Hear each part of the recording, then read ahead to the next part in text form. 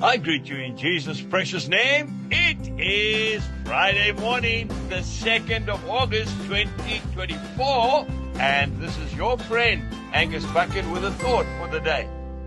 We start off in the book of Acts, chapter 20, verse 24.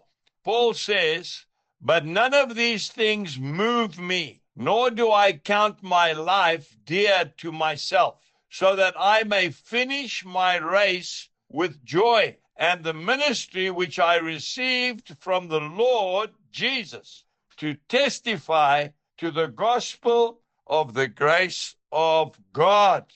We've got to keep the main thing the main thing.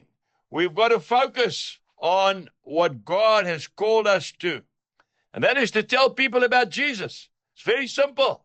We've got to do it in our workplace. We've got to do it on the sports field.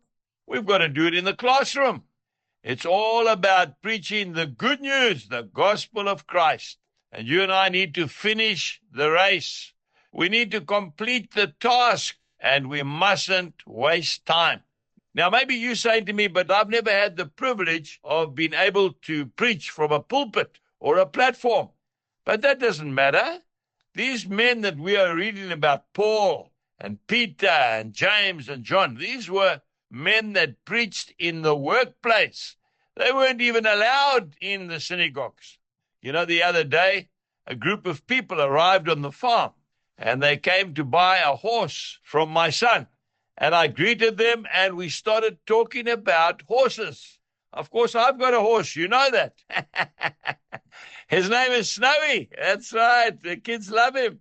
They're always asking me, how's Snowy doing? So we started up a conversation.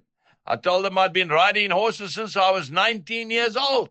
And they told me about their horses. And then slowly but surely, the conversation swung around to all the mighty men meetings we've had on this farm, to people's lives who have been changed through the preaching of the gospel in the open air. Today, don't underestimate where God has called you. If you're a school teacher, you've got an instant congregation in front of you day after day. What a privilege. If you're working in a factory, you've got a whole group of men and women that you can tell about Jesus. I'm not talking about Bible punching. I'm talking about telling them how Jesus has impacted your life.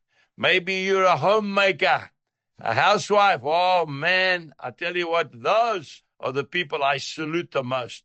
You know, Jesus had a mother. Her name was Mary. She was dedicated to looking after him and him alone. But look what happened from her obedience, the Son of God. I want to tell you today, go out there, keep the main thing, focus on the work God's called you to, and most of all, enjoy it. Jesus bless you, and have a wonderful day. Goodbye.